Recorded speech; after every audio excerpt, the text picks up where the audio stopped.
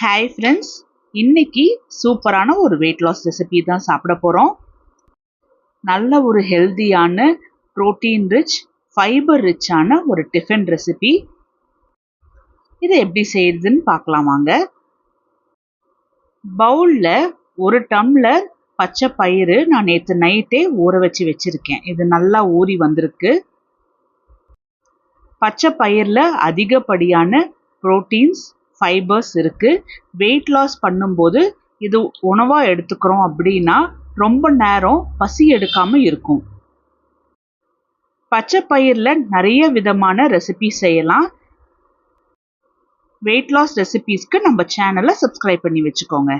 பச்சை பயிரை மிக்சி ஜாரில் ட்ரான்ஸ்ஃபர் பண்ணிவிட்டு ஒரு டீஸ்பூன் அளவுக்கு தட்டின இஞ்சி, 1/4 டீஸ்பூன் ஜீரகம், கொஞ்சமாக கருவேப்பிலை, ஒரு பச்சை மிளகா, கொஞ்சமாக தண்ணி சேர்த்தி நல்லா கெட்டியாக அரைச்சி எடுத்துகிட்டு வந்துடலாம்.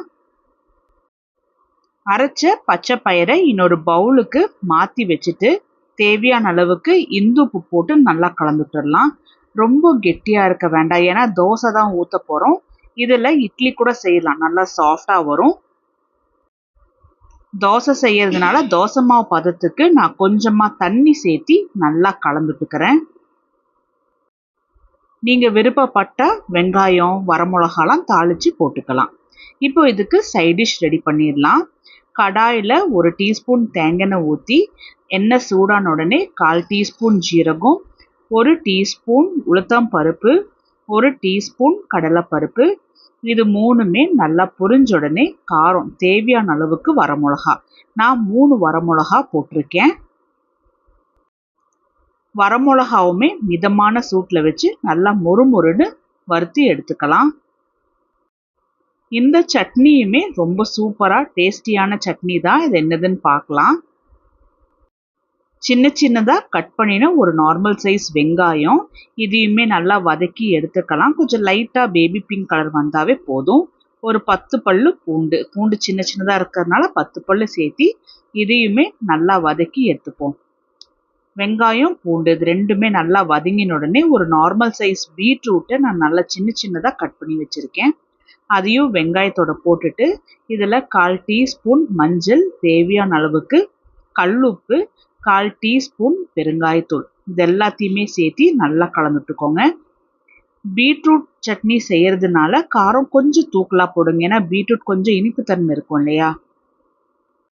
பீட்ரூட்டை நல்லா கலந்துட்டுட்டு மீடியம் டு ஹை ஃப்ளேமில் வச்சு மூடி வச்சு வேக வச்சிடலாம்.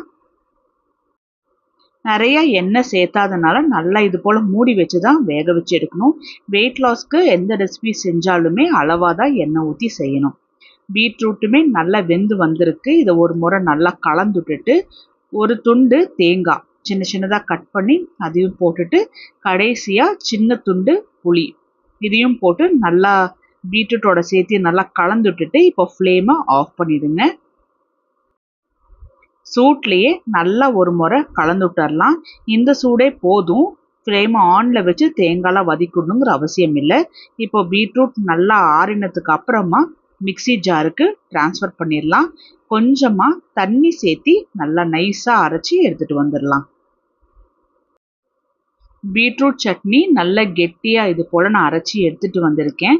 இது தோசைக்கு மட்டும் இல்லை, சாதத்து கூட சேர்த்தி நல்லா பிசைஞ்சு சாப்பிட்றதுக்கு நல்ல டேஸ்ட்டாக இருக்கும். பாருங்கள் நான் எந்த அளவுக்கு கெட்டியாக வச்சுருக்கேன்னு. நீங்கள் விருப்பப்பட்டால் நீங்கள் தாளிச்சுக்கலாம், தாளிக்கணுங்கிற அவசியம் இல்லை. பச்சைப்பயிறு தோசை போடுறதுக்கு மாவு புளிக்கணுங்கிற அவசியம் இல்லை, இன்ஸ்டண்ட்டாகவே தோசை போட்டுக்கலாம், நல்லா மொறுமொறுப்பாகவே வரும். தேவையான அளவுக்கு மாவு எடுத்து நல்லா மெல்லிஸாக தேய்ச்சி விட்டுக்கலாம். தொன்னமாக அடை போல் தேய்க்கணுங்கிறது இல்லை, நல்லா தோசை போல் நல்லா மெல்லிஸாகவே தேய்ச்சி எடுத்துக்கலாம், நல்லா மொறுமொறுப்பாகவே வரும். மேலே கொஞ்சமாக நான் தேங்காய் ஊற்றியிருக்கேன். நீங்கள் நெய் வேணாலுமே ஒரு 1/2 டீஸ்பூன் பக்கம் நெய் ஊற்றிக்கலாம், ஒன்றும் தவறு கிடையாது. வெயிட் லாஸ் பண்ணும்போது கொஞ்சமாக எண்ணெய் சேர்த்திக்கோங்க, அப்போ தான் ஸ்கின்னெல்லாம் வந்து ட்ரை ஆகாமல் இருக்கும். தோசை 2 பக்கமும் நல்லா முருகி வந்ததுக்கு அப்புறமா பிளேட்டில் ட்ரான்ஸ்ஃபர் பண்ணிடலாம். நான் இன்னொரு தோசையும் போட்டு எடுத்துக்க போகிறேன். ஒரு வேளைக்கு 2 தோசை தாராளமாக சாப்பிட்லாம், ரொம்ப நேரம் பசி தாங்கும். பச்சைப்பயிரில் உணவு செஞ்சு சாப்பிடும்போது தேவையான அளவுக்கு ப்ரோட்டீன்ஸ், ஃபைபர்ஸ் எல்லாம் இதிலிருந்து நமக்கு கிடைக்கும். இன்னைக்கு நான் பச்சைப்பயிறு தோசை பீட்ரூட் சட்னியோட தான் ரெடி பண்ணியிருக்கேன். எத்தனை பேர் இது போல் ரெசிபி செஞ்சு சாப்பிட்ருக்கீங்கன்னு சொல்லுங்கள். நான் டெய்லி புதுசாக ரெசிபிஸ் போட்டுட்ருக்கேன் இல்லையா, உங்களுக்கும் இது போல் ஏதாவது புதுசான ரெசிபிஸ் தெரிஞ்சுது அப்படின்னா கண்டிப்பாக என் கூட ஷேர் பண்ணுங்கள்.